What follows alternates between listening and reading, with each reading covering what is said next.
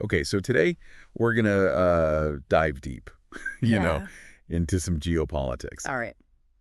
Um, and this is really interesting stuff, Yeah. I think. We've got a video here by Christian Esquera. Okay. He's a pretty well-known journalist from the Philippines, Right. and he's talking about some potential changes Mm-hmm. in Philippine foreign policy, Interesting. specifically how they deal with China. Okay. So, big question here. Yeah. Is President Bongbong Marcos sending a strong message? BBM. Yeah, Did BBM I- exactly oh. to China. Well, I think what Esquerra points out that's really interesting is it seems like BBM is kind of Yeah. breaking away from how Philippine presidents have usually done things. Okay. You know, in the past, it's always been about the economy, Right. going to different countries, trying to get investments, Sure, trade deal. trade deals, all that. Yeah. But BBM seems to be saying, hey, I'm going to be a champion for, Okay. the rules, Yep. especially when it comes to the oceans. Rules for the ocean, okay? Maritime rules and norms. Champion. That's a strong word. Yeah. So what does that mean, like, historically? Right.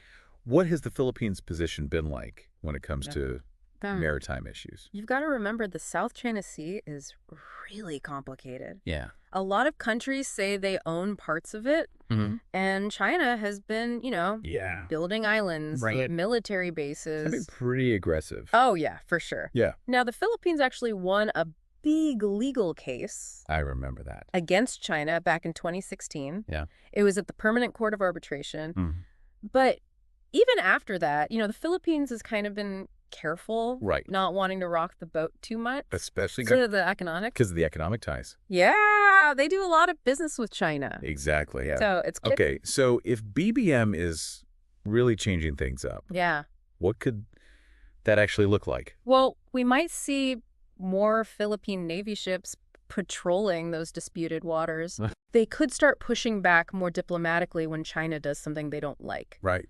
And maybe even work more closely with countries like the U.S. or Australia, Interesting. who also want to make sure everyone can sail freely in the region. So it's really about showing the world that Yeah. the Philippines is That they're confident. confident and independent. Independent, yeah. They can make their own decisions. Okay, now let's go back to that word champion for a second. Sure. What does it actually mean for BBM to champion maritime rules and norms? It means he's saying we need to follow the rules.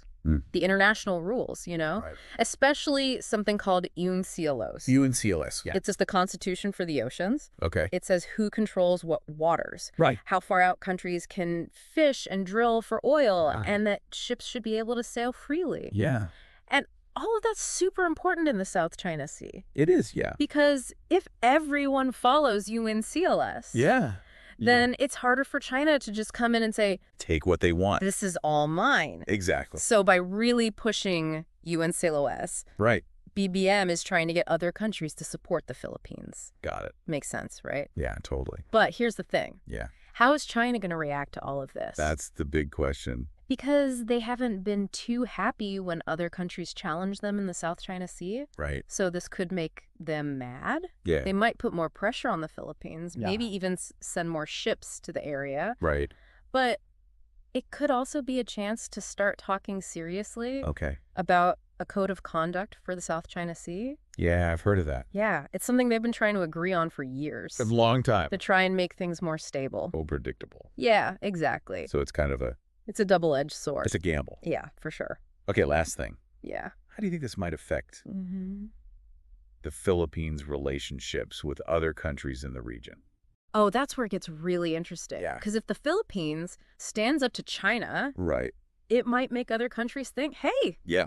maybe we can do that too. Like Vietnam. Yeah, Vietnam, Malaysia, they've all got their own issues with China. Mhm. And it could also bring the Philippines and the U.S. even closer. Okay. Maybe more military exercises together, Yeah. things like that. So that could really shift the balance of power Oh, yeah, absolutely. in the region, Southeast Asia is a really important place. for sure. And how all this plays out is going to affect a lot of countries. Okay, so just to sum up here, Yeah, it looks like BBM might be changing how the Philippines does foreign policy. I think so.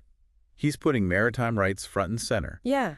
and he's not afraid to stand up He's being more assertive. to China. Exactly. And that could have big consequences. Huge consequences, yeah. Of everyone. The big question is, will other countries follow the Philippines' lead? Right. Will this lead to more tension with China? Yeah. Or could it actually be a way to start some real conversations? To find some solutions. Yeah, exactly. Wow, so much to think about. Yeah, it's a complicated situation. It is. But it's super important. It is. And you know what I think would be a really interesting exercise? What's that? If you're listening to this right now, imagine Okay. you're a policymaker All right. in another Southeast Asian country. Okay. How would you react to all of this? Yeah, It's something to think about. it really is. Because what happens next is going to affect everyone in the region. Yeah, for sure. And maybe even the whole world. Yeah, So that's geopolitics for you. that's geopolitics, all right. Always something going on. Always something brewing. Exactly. All right, well, thanks for joining me on this deep dive. Yeah, this is great. And we'll see you next time See you later. for another fascinating look at the world. Sounds good.